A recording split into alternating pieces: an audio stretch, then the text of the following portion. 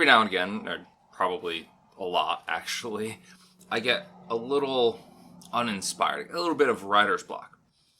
And I have various ways of trying to fix that. One of them that I've been able to do the last couple of months is read this notebook. Now, this was written by the #1 patron for Drunk on Writing, Ariya. And he wrote all of these. These are all one-page short stories that he wrote based on little prompts. And not only did he write all of these, he wrote all of them with his left hand. Now, he's right-handed. He wrote all of them with his left hand to try to become a little more ambidextrous. So they're actually a little hard to read. So each one of them was kind of like this fight to read through. But very enjoyable, very inspiring, the fact that he went through and wrote all of these. Now, some of them are way better than others. And I've asked him if I could share one with you guys. I'm going to read one that seems very appropriate for us, called A Literary One-Night Stand. Debbie woke up in her bed, her mind and vision still foggy from the night before. She slowly sat up and reeled in disgust after tasting the inside of her own mouth. Whiskey, cigarettes, and more whiskey. Her head pounded as she tried to recollect the memories of last night. It started as a fairly tame night in for herself. Debbie had always enjoyed whiskey and remembered pouring herself several glasses. As for the cigarettes, she kept a secret pack of special menthols she smoked when she wanted to spoil herself. She recalled sipping whiskey and smoking on her fire escape when she suddenly got the urge to read.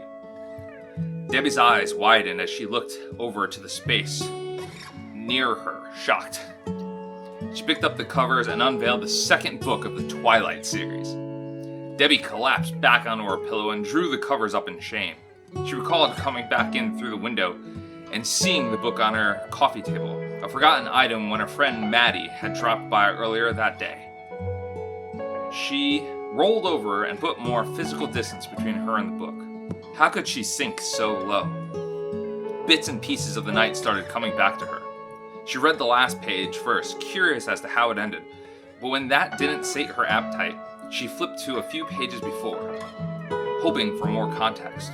When nothing made sense, she accidentally read from the beginning, and one thing led to another, and she rode back over and stared at the book.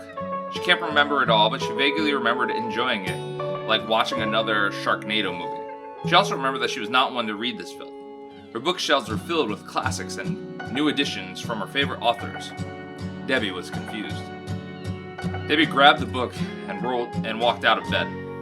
She had mixed feelings. How could something so bad be so good? She didn't know.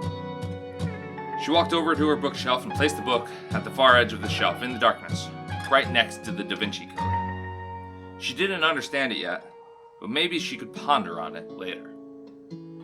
That was a cute little story, a literary one-night stand with the Twilight series.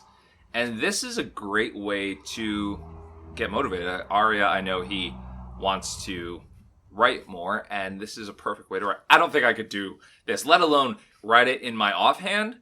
I mean, I'm having trouble just writing a short story. Here he is writing page after page of short stories. He is an inspiration. And yeah, Ariya, this one's for you. I don't know how you did this. I'm going to see you later. Maybe I'll ask you.